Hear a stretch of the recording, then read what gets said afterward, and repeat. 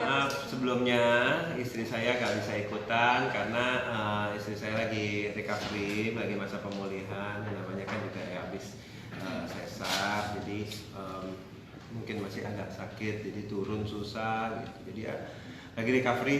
Jadi saya sendiri mewakili istri dan juga baby. Memang memutuskan untuk sesar atau memang nggak bisa apa seperti apa? Oh iya, ya kita memutuskan sesar sih gitu. Jadi memang tanggalannya, karena saya kan sibuk ya, sibuknya tuh melebihi kesibukan kepala negara gitu. Jadi saking sibuknya nggak ada apa-apa. Jadi karena sibuk, karena kita pikir gini, kalau misalnya kalau sesar itu kan bisa ditentuin tanggalnya, jadi kita bisa atur jadwalnya gitu. Jadi kalau misalnya lahiran, misalnya normal, kasihan istri saya gitu, misalnya tiba-tiba lagi kontraksi, terus gua nggak ada di rumah, kan kasihan dia gitu. Ya namanya juga suami siaga kan. Bisa disebutkan mungkin seperti apa? Pertanyaannya, oke. Prosesinya kemarin seperti apa? Prosesinya itu dibelek, anaknya keluar. Itu prosesinya, iya. Proses persalinan. Proses persalinannya ya nggak lama sih, cuma 30 menit, terus dia udah anak babynya lahir, terus udah langsung dia masuk ke recovery room, terus saya lihat babynya. Jadi saya nggak boleh masuk ke ruang operasinya, tapi saya bisa lihat ini. Tanggal berapa kok lahiran? Kemarin 19, 11, 19. untuk nama mungkin jam. Hah? untuk nama. Namanya Abigail Chandra. Abigail. Beratnya berapa? Panjangnya berapa? Beratnya 2,7 kemarin, 2,7. Panjangnya 48. Emang lu ngapain nanya-nanya gitu? Lu pakai baju. Jam berapa sih kau? Jam berapa? Kenapa sih harus pakai jam? Biar lengkap ya, Oh iya, pokoknya pagi. Dia pagi-pagi dia udah lahir pagi. Kita emang sengaja kita pikir nggak lama sih, dia sebentar masuk anestesi udah langsung lahiran. Kan kalau sesar mah cepet ya. Ada yang pernah sesar? Nggak normal. Oh, semuanya normal, bagus. Kok pemilihan arti nama sendiri apa? Nama sendiri sebenarnya gini. Jadi waktu itu namanya sebenarnya sebentar, Pak. Kalau di situ kagak kelihatan, kagak ada yang ngambil dong. Ini masukin sini aja. Nah, Banyak nama ya, Wak. Dah. kalau blur aja dikit dah ya. Dia bantuin gue. Oke, baik. Iya, lahirannya itu di RS Grand Family Peak, iya kan? Nah, jadi arti namanya sendiri, Abigail itu adalah a father's joy. Kenapa saya pilih nama itu? Karena semenjak saya tahu anak saya perempuan, saya minta sama Tuhan kasih saya nama.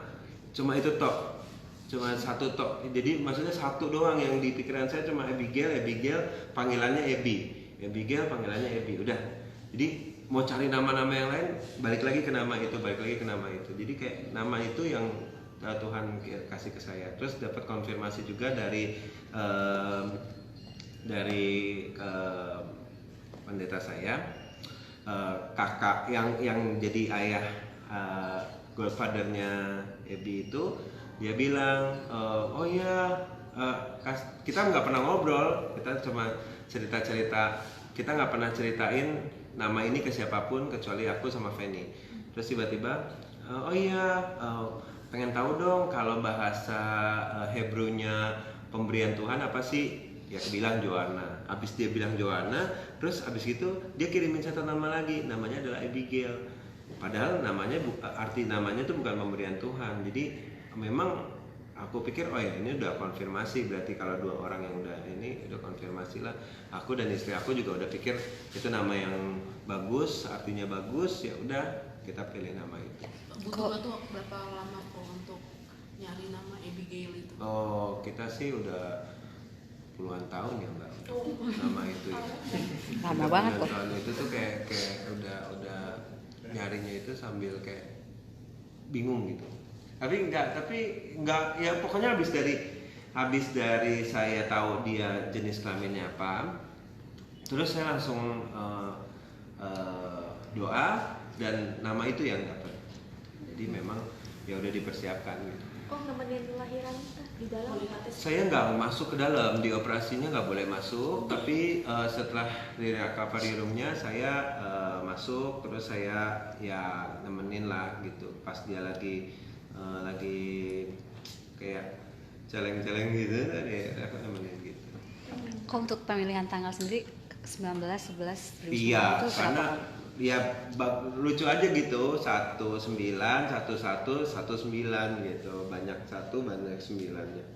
Oh, mirip lebih mirip ke siapa nih? Mana gue tahu ya, lu lihat sendiri dong.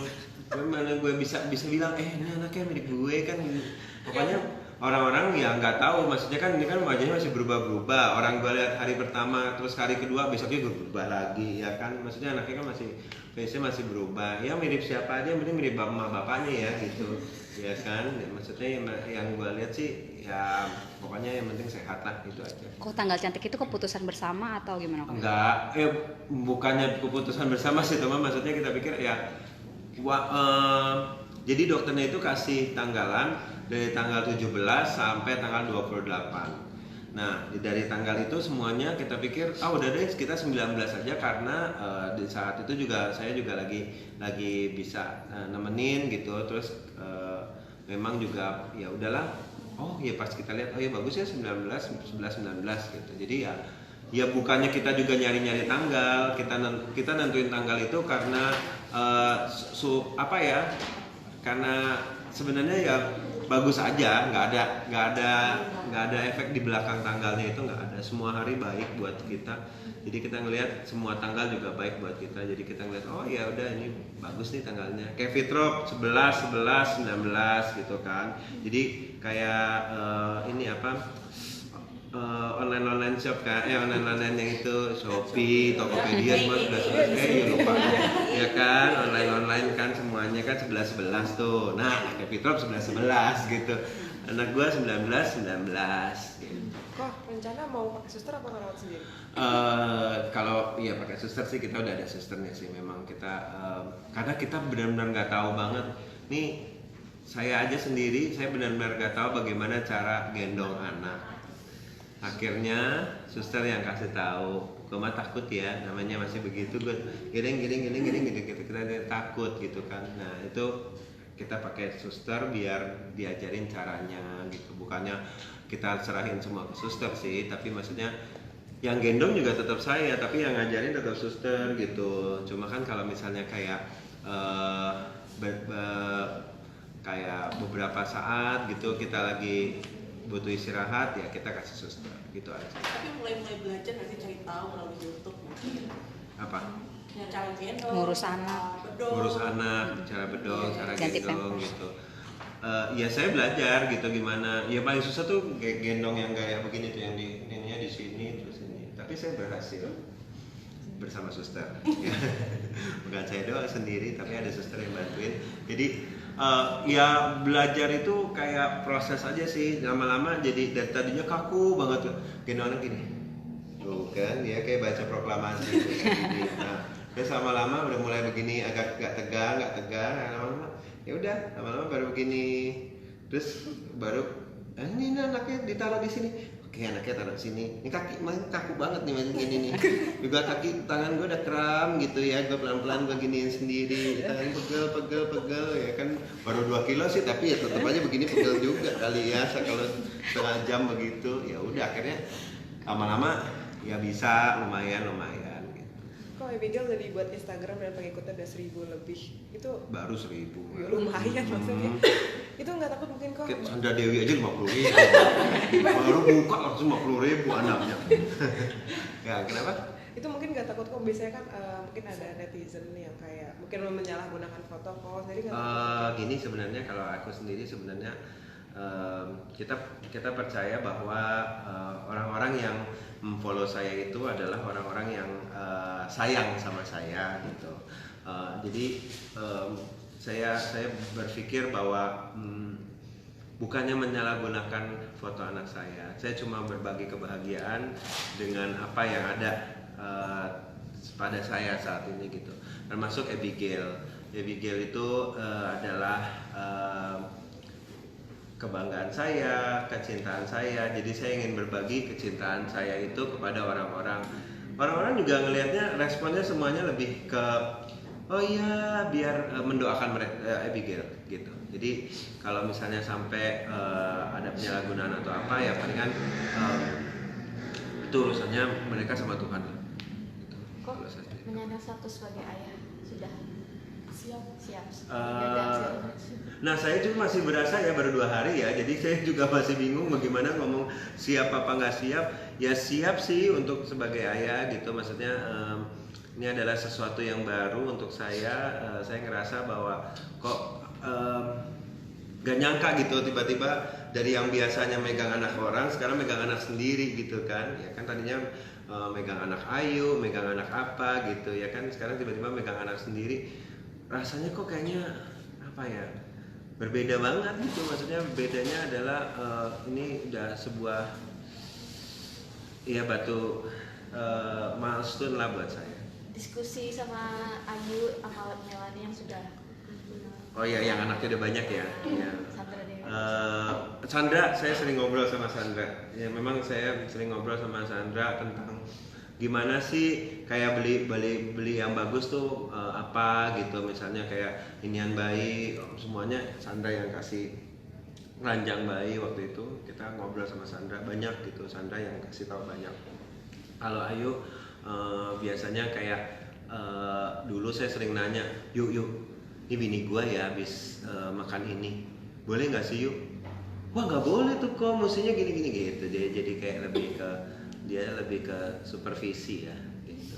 Berarti persiapannya udah lengkap ya kan di rumah segala macam. Iya semuanya sih udah lengkap, semuanya udah ada yang bantuin kita juga untuk semuanya udah ada kayak stroller segala semuanya udah lengkap.